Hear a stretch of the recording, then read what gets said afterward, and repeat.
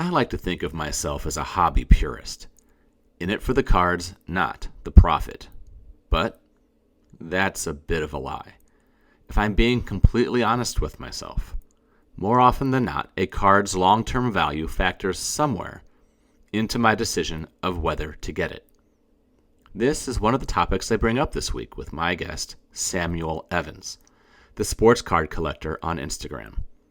If you don't follow Samuel, or if you're unfamiliar with his content or appearances on other shows, his IG handle is spelled THESPRTZCARDCOLTR. Samuel's answer to my question about the devil on my shoulder, the one that threatens the holiness of my hobby experience, kind of blew me away. I shouldn't be surprised. Before I even started this podcast, I knew I wanted Samuel to be my first guest. Thankfully, when I asked, he said yes. I hope you enjoy our conversation. It's one that helps put collecting into the proper perspective. So, let's dive in. Samuel Evans, welcome to The Shallow End.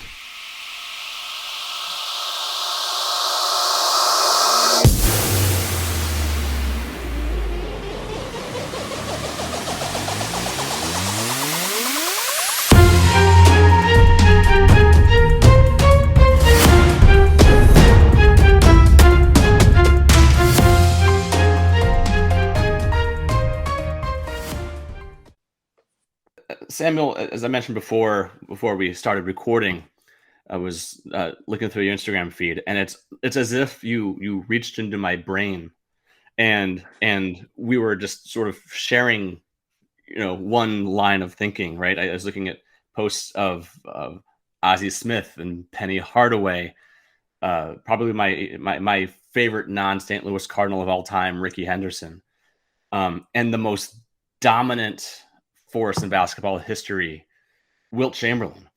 There's that's a lot, right? That's kind of all over the place. So do you have like a player who you collect, or do you think more in terms of eras and sets and that sort of thing? I do not have a player that I collect. I mean, if I had to choose a player that like I collect, I think it would be a like Jordan would be in my like top five. But if I had to choose like three players that I love to collect, the sport would be the sport will be basketball, and in no particular order, but it would be Wilt Chamberlain, Moses Malone, and Kobe Bryant. And then like Ken Griffey, and Orestes Minosa. Many. Yeah, many. Yes. Yeah, very. So, okay, so you said Moses, you said Kobe, and you said Wilt. Yes. What and then stood like out? my top six would probably like top six, top seven. I mean, obviously Michael Jordan, because I grew up in that I want to be like Mike era. We were all like psychologically, you know, uh, manipulated into believing that we wanted to be like Michael, which is okay because it was a form of inspiration. So I don't think manipulation was the word that I wanted to choose, but it was I it think was like Gatorade would something agree that with came you. up on my mind. I mean, sometimes I dream that he is me, right? Yeah, it's manipulation. catchy, right? But then I think rounding out like my list would probably be Wayne Gretzky or Richie Ashburn. So like that's me in a nutshell. Right. The thing I loved about the Wilt card that you posted, it's that it wasn't of him on the Warriors or the Sixers or the Lakers. It was the Conquistadors, right? I just recently bought my first ABA card. It was a Marvin Bad News Barnes Spirits of St. Louis card, and there's this fantastic book called Loose Balls. It's this oral history of the ABA, and me being from St. Louis, Marvin Barnes was just such a force in the ABA both as a punchline, but also in terms of his talent. But yeah, Okay, Wilt I had that gotta look little. him up. You should. But Wilt had that little dance, right, with other leagues as well. What was it about that card in particular that spoke to you? 'Cause, that's not one that we have to go and Yeah, turn our I mean, cushions over, right? yeah, I think it's a beautiful card of Wilt. He has this menacing look. Um, you know, and this it's towards the end of his career, but it's like there's not many cards of Wilt Chamberlain. Like there's the 61 in action and rookie. Um, but he doesn't have many cards. Like he don't have like a true Philadelphia 76ers card, like those tops or flare sets. Um, and then it was towards the latter part of his career, like in the late 60s and 70s, you had cards of him again, when he was with the Lakers. Um, so I'm just a huge. I mean, one, I'm from Philadelphia and Wilt's from Philadelphia, so there's that connection. Two, my mother and his sister, they were like teachers' assistants at the same time, and I actually met her when I was a teenager, and she looks just like Wilt Chamberlain, but like a female. And she told me so many personal stories about him. So there's that nostalgic connection, and just the historian in me and like the research that I've done on Wilt's life as a basketball player. Not his things off the court, but as a basketball player, you know, you just get mesmerized by his talent, his ability, his IQ, everything that he had to offer to professional sports. And then not to mention that he was a phenomenal athlete, track star, Olympic volleyball player, you name it. And, like even towards the end of his career, where people would doubt if he still had it, he would just go on this stretch where he would score 70 points a game. And then, like, go back to passing the ball again and being a defender.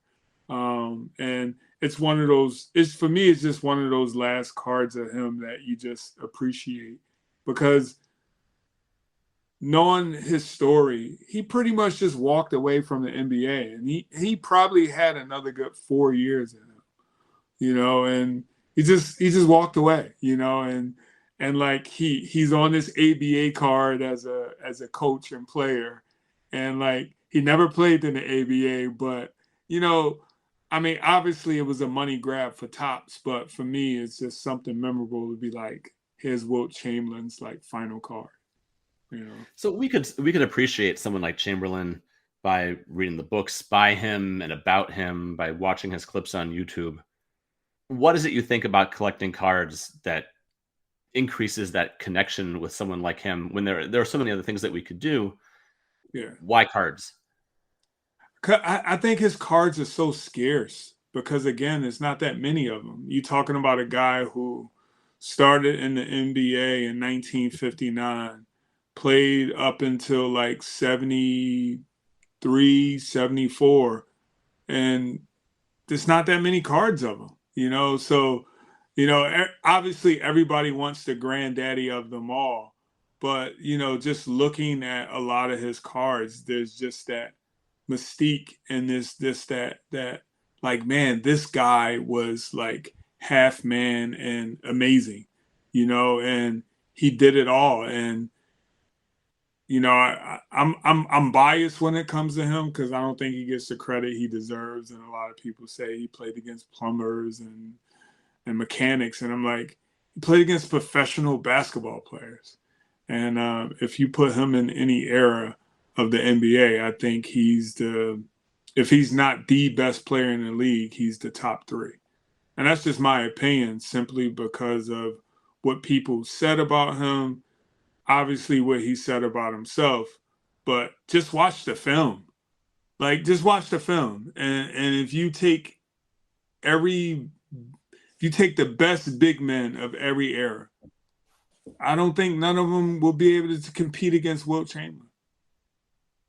So and just like his career was just like lightning in a bottle, um, of all these like amazing feats. A lead in the league in assists. He has the best unofficial stat line ever, in one game. There was one game where they finally was charting blocks for him, and they stopped after halftime because he had 24, and it was against the Boston Celtics. So um, I just think like being able to have all his cards in my collection connects me to the moment where I met his sister, and just the awe that I'm in when it comes to finding new things out about his career and all the different records that he had. Here's a guy who never fouled out he never fouled out a basketball game.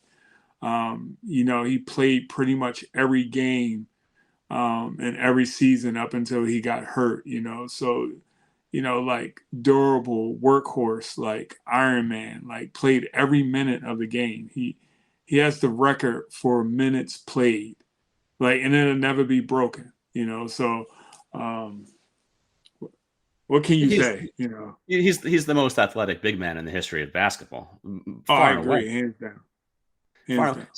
so let me push on that question a little bit.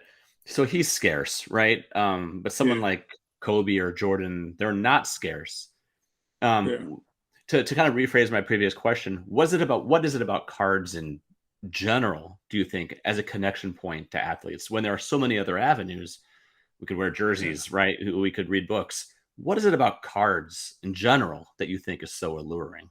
I I just think as a kid growing up, watching Michael Jordan on TV and seeing the magical moments that he created, and being able to encapsulate that in a card and have a card and connect it to that moment that you saw in the NBA finals when he did the up and under, when he was just having his way, and he's 91. running down a court like that, or just those rare MJ moments, and even some of those moments with Kobe Bryant early on in his career, like the dunk contest, those early All Star games that he played in, and being able to connect that with that card. I have a piece of that moment. That's a moment that I can recall. That's a moment that I can share a story with, like, oh, I saw that on TV, or I saw that in person. Um, and I just think it's a beautiful way. It's a beautiful thing. Something you can always go back to. So, so you and I are both educators. You're an assistant principal at a high school. I'm a professor at a small liberal arts college. And while it's gratifying, and the relationships that you build are you wouldn't give them up for anything. I think we all wish we got paid a little more, right? Certainly, Yeah. right? Um, is it ever frustrating, or maybe I'm projecting my own feelings on things? I'll put it this way: sometimes I get frustrated when I can't afford or choose not to afford certain Yeah. cards that I want for my collection, or I settle for a lower grade or something along those lines. Yeah. Do you ever have those types of feelings, toward cards and collections, or do you look at it in a different way? No, for me, cards are pure, right? Um, and I'm not one of those like superficial collectors. Like I actually just got the Wilt Chamberlain 1961 rookie card.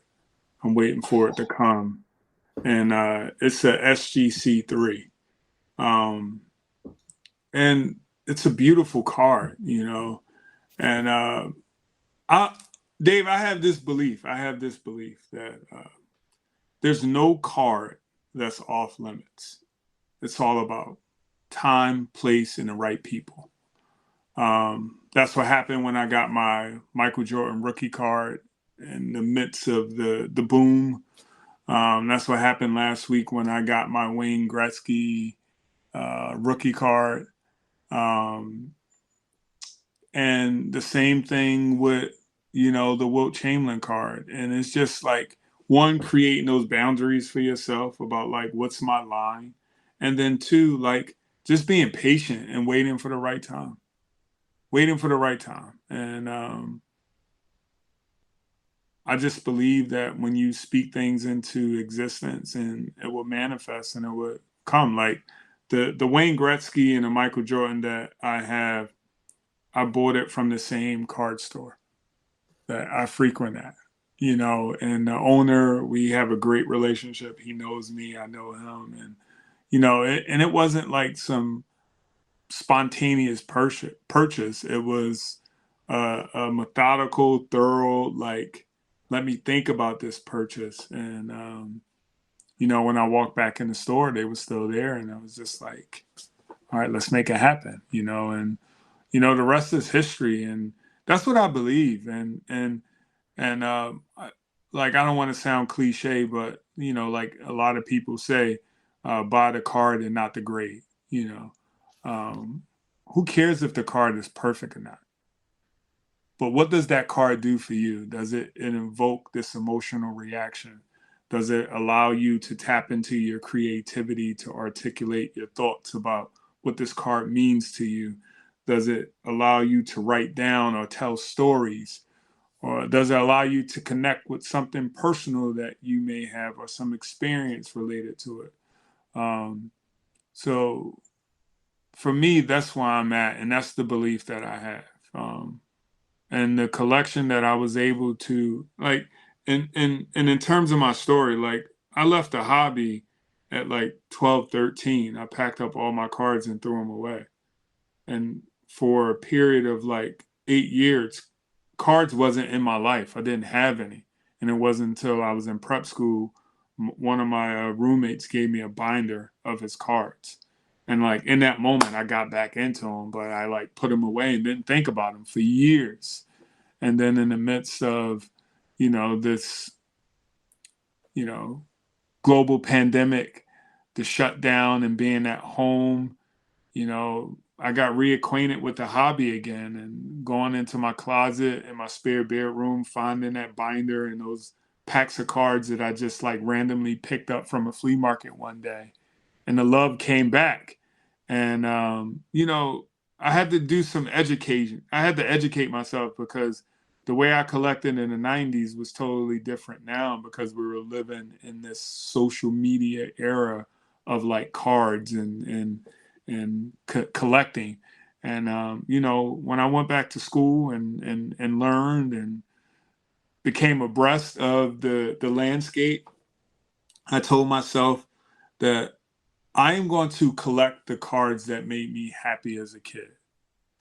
And then also the things that I was exposed to during my short collecting window as a, you know, as a 9 to 13-year old, I'm going to explore the vintage because the very first vintage card I saw was a Hank Aaron card. I believe it was the 1965 one, tops. I saw that. And I said, you know what? I'm going to collect the vintage cards that I remember. And I'm also going to collect ones that are interesting to me and that I find intriguing of players that I, you know, knew about.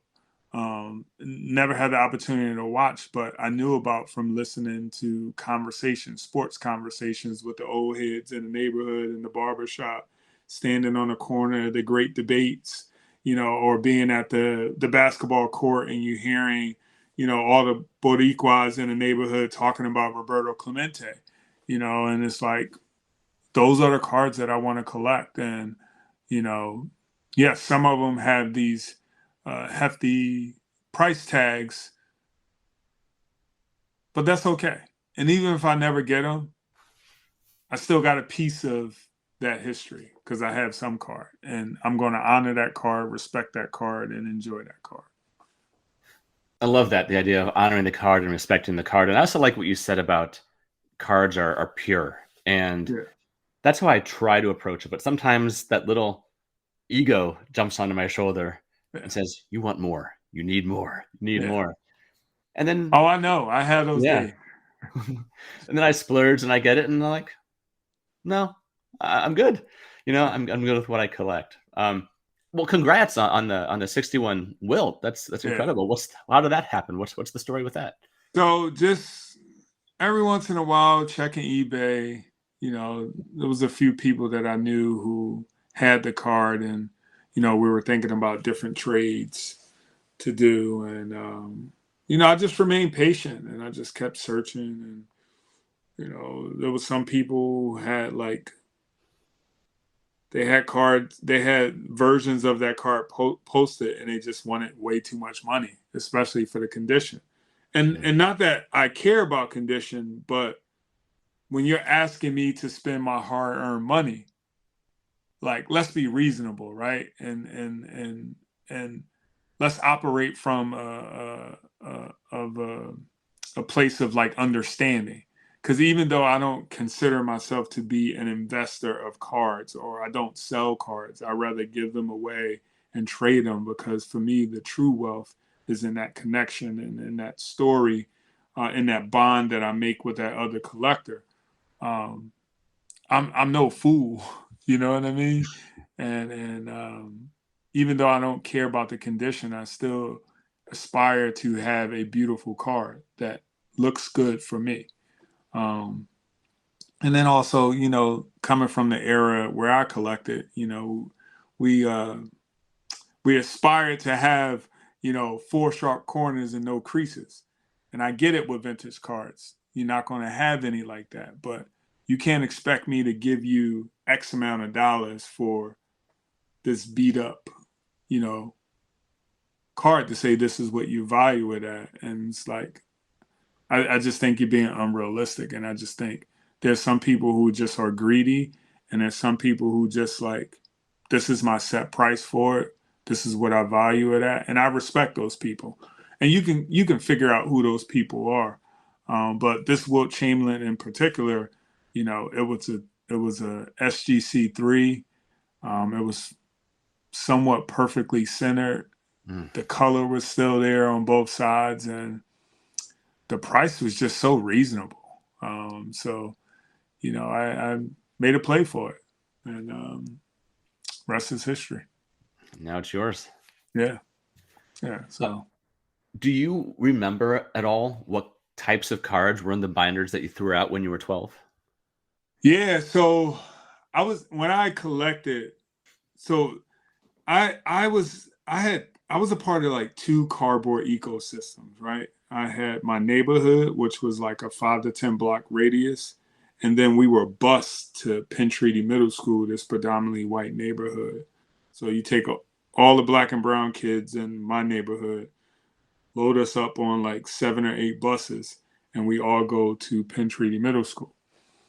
And I the second cardboard ecosystem was just this melting pot of like kids, even though we didn't look alike, for the majority population that was at the school. And when I say majority, I mean like the numeric majority. Um, we connected and we bonded because of cardboard. And then you had like the era of like Pogs, when we were collecting Pogs and all those different things. So like, we just bonded, and I got exposed to hockey cards, and that's how I started collecting different hockey cards, and learned about growing up in Philadelphia, the Broad Street Bullies, the Flyers, and collecting Flyers and Wayne Gretzky and Mark Messiers, and like, all those like big name players from the 90s. Um, so, the collection that I threw away was, the tail end of the 80s, like 80, 88, 89, those flare sets, 90s NBA hoops, Tops baseball, um, I collected football during that time too. So like Tops football, the cheaper like NFL Pro Set version cards. So it was the mixture of like all these things, just all related to cards, and it was fun. It was fun. Yeah, no doubt. When I was looking at some of the content that you produce from time to time. Uh, you talked about it just a few moments ago about how you enjoy giving away cards, and you recently Yeah. had a post where you talked about some people gave you some cards, and then Yeah. you paid it forward and you sent it Yeah. forward. Um, this has to be like just so gratifying. Are you giving them to specific like people? Are you able to see their faces when you give them the cards, or is it just you hope that someone sees them at some point? How does that work? So whenever I do my Wednesday lost and found cards of the week, I'm always giving a card to someone. I'm a sponsor of a after school card club in New York. The guy who leads the club, his name is Craig. He's a math teacher, and we connected over Instagram, and he appreciated the way the spectrum in which I shared my journey and my collection, and how I told stories through my vlogs and blogs, and I started to just sponsor kids in his club, and they will win some of my cards, and he will take pictures with the kids and the cards that I sent. So essentially how it works, I go through my personal collection or something that was given to me, and I give it away to pay it forward, because I just believe every card every card deserves a home, so whether it's someone who responds directly to the story and follows the thing, like, and I'm not the one who does giveaways, say like, you need to follow me, you need to tag me. I just say, post a cool story, at me in your story about this card, and I'll just pick a winner. And it's been organic, and it's been fun. I've given cards away to people as far as California, as close as to Philadelphia, all across the country, um, and even in Canada. So it's been one hell of a ride in terms of like going through my personal collection, cards that like I'm attached to, and even some I'm not attached to, but the ones that I am attached to that has like a personal story, to know that it's going to someone who actually took the time to connect with me on their story, and allow me to see their world as a collector. I know it's going to a good home. And even when no one in the community chooses the card, and even some people say, I want you to donate this to the card club, just to see that smile on that kid's face when he gets those cards. Um, I just think it's awesome. And I've given away some very good cards, from Ken Griffey rookies, David Jeter rookies, Kobe Bryant rookie cards, you name it. I also used to support, I don't know if they're operating now, but it was during the hobby boom. A couple of us came together, and we wanted to make sure that we were able to get kids access to cards. And it was this company called Kids Card Club. And I used to donate pretty much parts of my collection to them. I think over the year and a half I supported them, I gave them an upwards of like 2,000 cards, or like Wow. probably like 1,500 to 2,000 cards. So um, yeah, it's been fun. It almost sounds like with you, like cards aren't just cards. They're not just pictures of Yeah, people, right? That they are connection. They yeah, are ways of reaching out. They are education. They are ways to express yourself artistically. It's just so much. I- it makes me think that if you were to somehow hop in a time machine and tell 10-year-old or even 21-year-old you what cards would become for you, I'm that younger you might not even believe it. yeah. No, it's the younger me, like my hobby knowledge right now, like I would say my hobby knowledge in terms of like cards and the history of cards and sets, I would say I'm operating at a good capacity, it, like equivalent to like how they associate like reading levels with like um eighth grade reading level, college reading level. I would say I'm probably operating on like a college level when it comes to that. Now, if I was to go back to my younger self, definitely it would be like the Back to the Future type thing, like schooling my younger self about like rookie cards and the nomenclatures and inserts, variations, like all those different things. So um, it would be fun to have that conversation with my younger self. But I think I would run into a clear like roadblock or limitation would be like just access. I didn't have a lot of access to cards when I was a kid. Like we didn't have local hobby stores in my neighborhood. I didn't know anything about like card shows. Um, the one card store that I saw, which was like literally down the street from Penn Treaty, every time I would walk by it, it was closed. But I never had the opportunity to like actually go inside of it. So the access that I had to cards came through Toys R Us or like big box stores, like Kmart, Kmart. so Yeah. yeah. So like that was my, that's what my access looked like. And today, like to have the privilege to have that access, I think that's part of the reason why I give away cards because I want, kids, children, wherever I'm at, to be able to have access and to be able to truly enjoy this hobby without any boundaries or any limitations. Because I think that's what killed the ecosystems that I was a part of.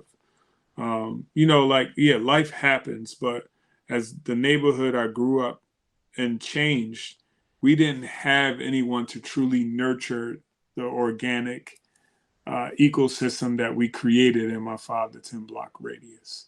Um, and, cards became an afterthought because, we were thrust into this survival mode, you know, when you're growing up in the toughest section in North Philadelphia. You don't got time to think about cards.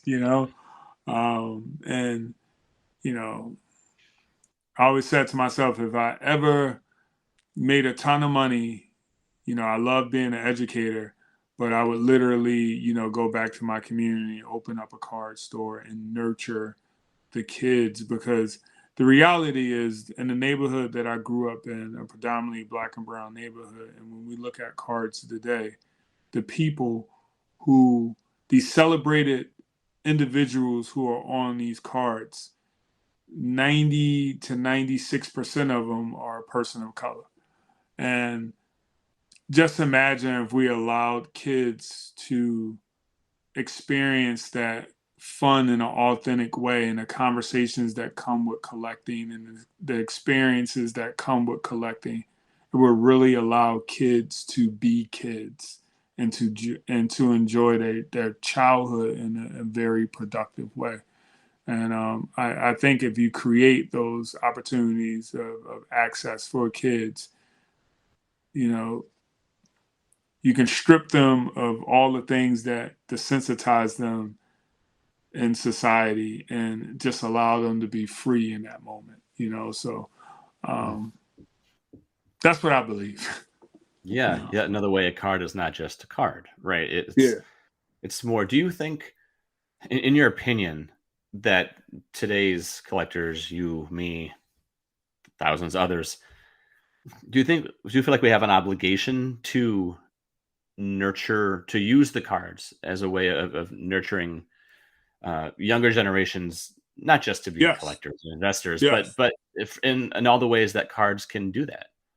Yes. I wholeheartedly believe that from the bottom of my heart. I was having a conversation with Jeff Wilson, um, the sports card and investor. Him and Mhm. I talked, offline on a Zoom, and he asked me that question, and I said yes. We as this generation, right, of the older generation of collectors, it's our responsibility to nurture this younger generation. Because if we don't nurture them, how can they teach the next generation? How can we ensure something that we care about so much and are so passionate about is able to sustain itself in a most authentic way? Because yes, this is a business, it's an industry, and the goal is to make money. However, for this industry to truly make money, there has to be that commitment to nurturing. There has to be that commitment to creating experiences for the everyday collector who isn't on that investor side, who isn't on that flipper side. Um, I think it's only right that we teach kids to care about cards and to enjoy cards. And yes, we can teach them, the entrepreneurial opportunities that come with them, because I think that's cool. It gives them a way to understand money, understand business, how business works, cash flow, and you know liabilities, assets, etc. It's all relevant and tangible. Um, so I think that's important too. But without that passion, the nurturing of that passion, um, they lose the sense of community. Samuel, thank you for some time. I really love this conversation. I'm really excited to see that 61 wilt when you're able to share it. Oh, I can't wait! I can't wait. I got to think about how I want to share it with the community, because it's well documented on my Instagram how I feel about this card. And it's one of those things where like I knew this card was coming, and this was going to be the year for it. And I want it to be something magical, because it's it's it's like the card. It's like how everybody wants the Mickey Mantle card. I'm not one of those people who want a Mickey Mantle card. I actually had the opportunity to get a Mickey Mantle card before the whole boom happened with his card. And I knew the store that I was in, everything. It was a raw version of the card. He was an old time collector, and he was Of the selling it for 52? 52. And he was selling it for $250. And this was before like the whole sale of the Mantle that went crazy and everything. And I don't know. It just never. I don't know. I'm just not. It's not something like that card isn't even in my my growing top 100 list of like grow cards that I want. And that's Mine just either. me, right? Mine, it's not in mine either, and I'm glad to hear that I'm not alone here. But Yeah. that's what the wilt means to me. How everybody care about the Mickey Mantle. Well, that's how I feel about a 59 Bob Gibson, and I hope to someday land one the way you landed your wilt. Samuel, thank you so much, and take care of yourself. Thank you. The Shallow End is a Wolfpack Network podcast. The song is Legendary by Black Box. Black Box, play us out.